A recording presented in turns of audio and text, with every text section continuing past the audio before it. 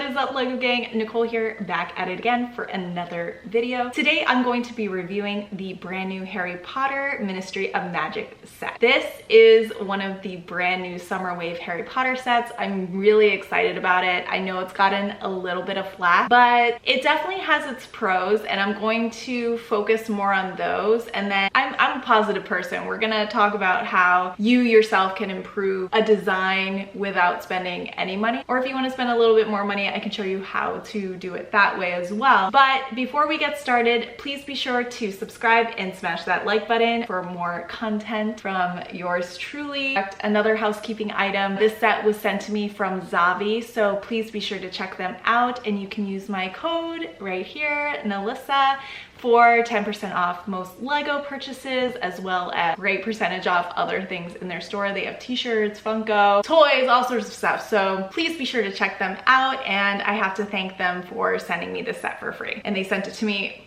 like before it came out, and I'm getting around to it now. Sorry. So let's take a look at the set. This is set number 76403, the Ministry of Magic. It has just under 1,000 pieces and retails for $99 US. This set was released in June of 2022, and I am so excited that Lego is giving us some Deathly Hallows sets. Like, it is just about time. This set comes with 9 minifigs, and I will tell you why it's not just 9, and it might be a little more when we take a look at them. But I love this box art. I think it just looks so sleek and awesome and magical and incredible. So yeah, I'm a big fan of this box art. The back of the box shows a different way to kind of display the set, which I really appreciate, because the 2 tall columns are a little bit flimsy. You can see some close-up pictures of some of the mechanics of the set, as well as how to change your minifigs from one to the other. So yeah, I think they nailed it with this box. They definitely sold it for me. And on the top of the box, you can see some more shots of all the minifigs included in this set. And that's about it.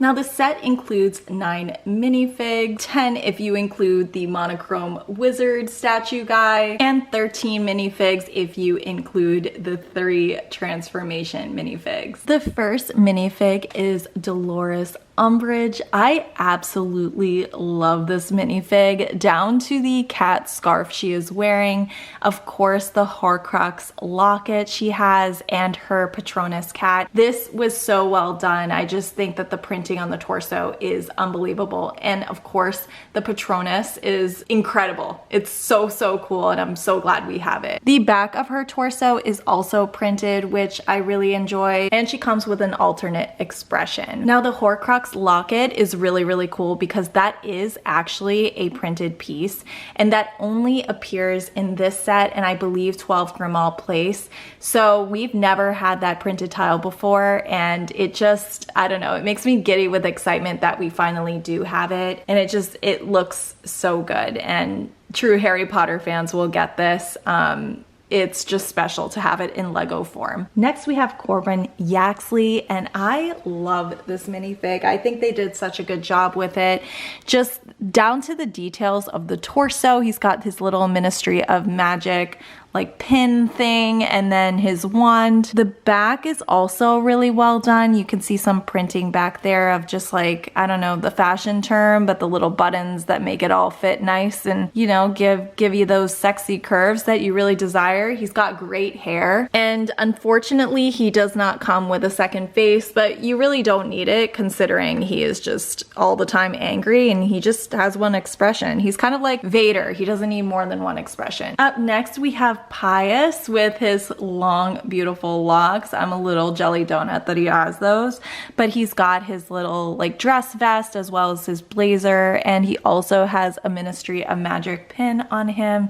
He's got his wand, and on the back, you can't really see it with his hair, but he's also got some printing in the back as well as an alternate expression. Our next minifig is Mary Cattermole, and I love this minifig. I mean, I know she's wearing a dress in the movie, and this one isn't really a dress, but that's okay. I think she looks really rock and roll, and I feel like I identify with this minifig so well. Like, this should be my sig fig. I absolutely love it. She's got just pretty standard black hair, and she's got just these gorgeous details all up on the torso and on the legs. And as with most of the other minifigs in this set, she has back printing in the torso as well as an alternate expression. So up next we have Arthur Weasley. I think he looks very iconic. Arthur, he's got his striped printed torso as well as the little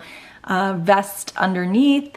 He's got his tie. There's no printing on the legs, which is totally cool. He's got his little briefcase and wand. And then on the back, he's also got some striped torso printing as well as another face back there. So yeah, I mean, I think they did a really good job with this minifig. It was pretty straightforward. You can't really mess up Mr. Weasley, so I really appreciated that they just kept it pretty simple. In this set, we get one Dementor, and he or she, I don't really know. Do Dementors have gender? I have absolutely no idea.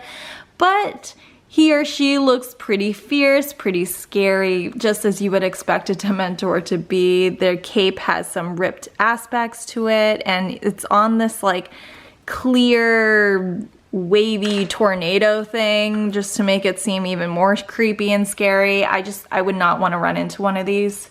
It's like my Halloween nightmare. So yeah, great job with this. So here we have Reg Cattermole, and I really enjoy this minifig. His mustache and his tired expression, it's really captured just the way it is in the movie. He's probably sick and tired from fixing all these leaky offices.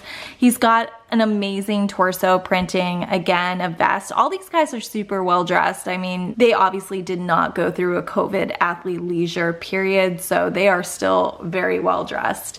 He has no printing on the legs, but the cool thing about him is he actually does transform, just like in the movie, to our little friend Ron Weasley. So yeah, I mean, we have Cattermole and Weasley, the same but not the same. So I actually really enjoy that we get two different characters. But yeah, I mean, we have plenty of Ron Weasleys in all of the Harry Potter sets, but you know, I understand that that was part of what the scene depicted with the Polyjuice potion. So I can see why it was important to have the switcheroo. Up next, we have Albert Runcorn, aka Harry Potter, but Albert's minifig is pretty good. It's pretty simple. I think he's the only minifig in this. Well, no, Mary Cattermole does have it. He's one of two minifigs that has printed legs, which I appreciate, and it is a beautiful continuation from the torso.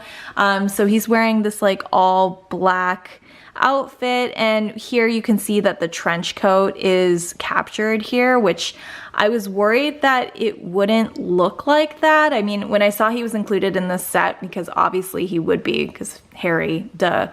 But I didn't realize that they would try to capture the trench coat, and I think they did a really good job with it. I mean, you do what you can do with these things. On the back, he's got some more printing, and just like Ron, he does turn into our good friend Harry Potter. The fact that these minifigs all change does make it pretty special for playability.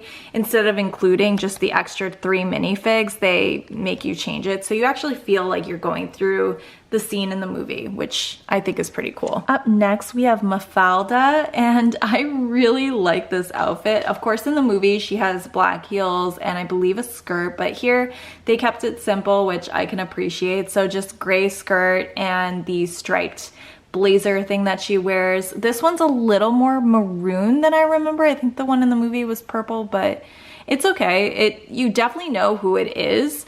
And then she has her oopsies. She's got her briefcase as an accessory. She's got the pattern printing on the back as well.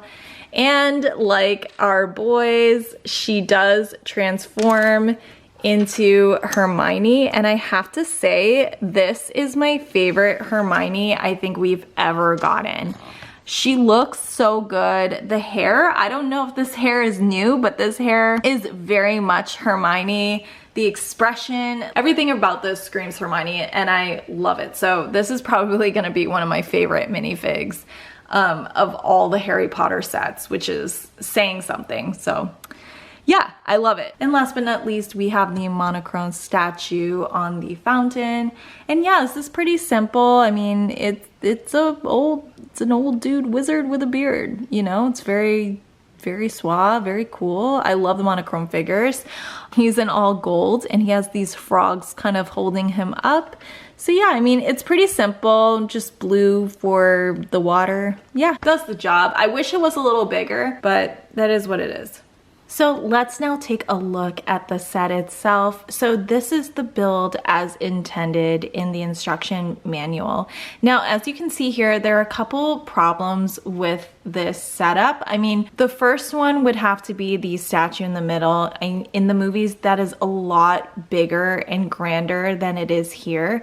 And so it kind of creates this weird, awkward, empty space over here. And although it's fine for a Lego set, I think personally, if I was to display this set, I would either have to buy a second one and kind of layer it back, or I would just have to change the format of this set as it is.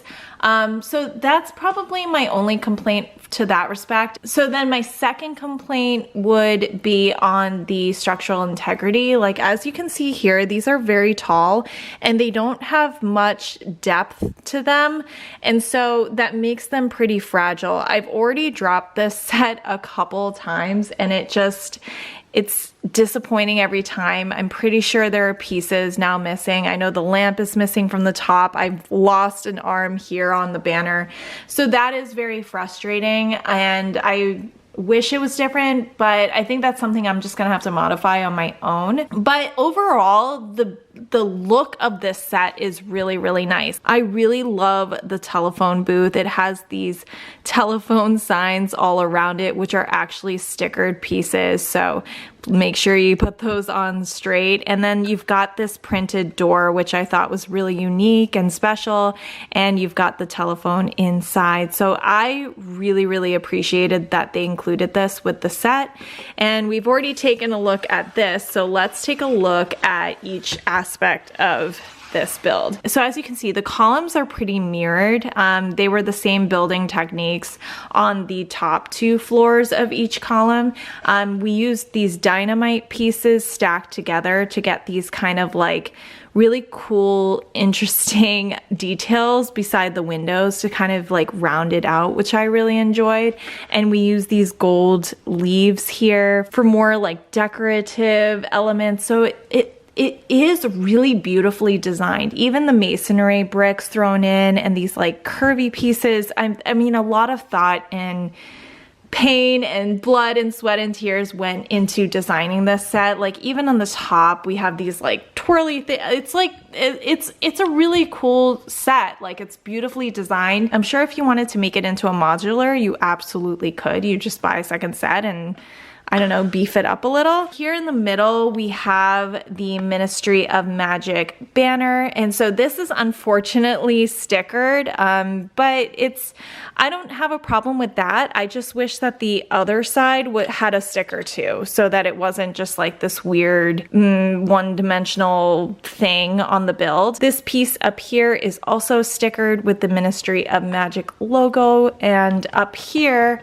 if I take you guys a little bit higher, we have these really cool green clouds, as well as this like typewriter thing that sends out all the letters, and these little explodey things that Harry throws out when he's trying to get into Umbridge's office. So yeah, I mean, it's got a lot of really cool Easter eggs in it, and I can't complain too much because this is a children's play set. Like this was not designed for, you know, my old self, but I appreciate it. Down here you can see this fireplace, and this is one of the entry points into the whole Ministry of Magic compound. So I thought that was really cool they included it, and it also kind of like, I believe, drops down like that. It like comes in, so that's really cool.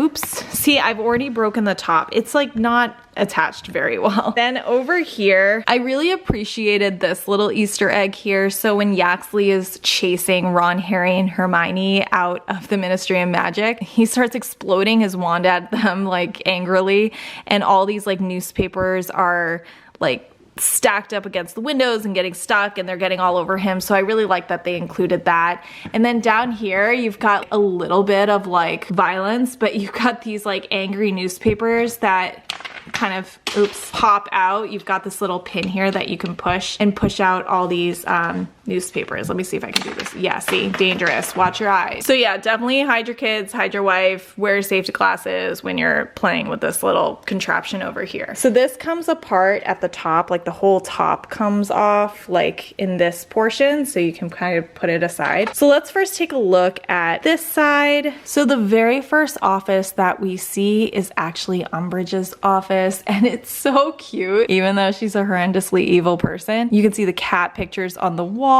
as well as the seat for her to sit in. You can see all these like newspapers and books and her tea on her desk. The fact that it's like pink and pretty in this like whole dark menacing scene just makes it even better. I mean, she's such an evil person, but her office is like something out of Legally Blonde. This next scene here has a really high desk, as well as some newspapers and documents and a quill and a little chair here and a little chair there. And I believe this is that scene from when Mary Cattermole is getting her like hearing as to whether or not she like stole her wand and whatever. You know, the one where like Umbridge, oh god, Umbridge is there and she's got her like Patronus and all the Dementors are there, and Hermione, who's not really Hermione, and Mary Cattermole are all there, and it's like this whole freaking thing. And Harry Potter comes in and he's like, stop it. And Ron's like, you're my wife, but you're not really my wife. And like, who else was there? That was pretty much it. And then this dude comes and he's like, knock it off, give me my stuff back. So, you know, that scene, I think that's what this scene was. Moving along, we've got the back of the fireplace scene. So this is where I think it would like empty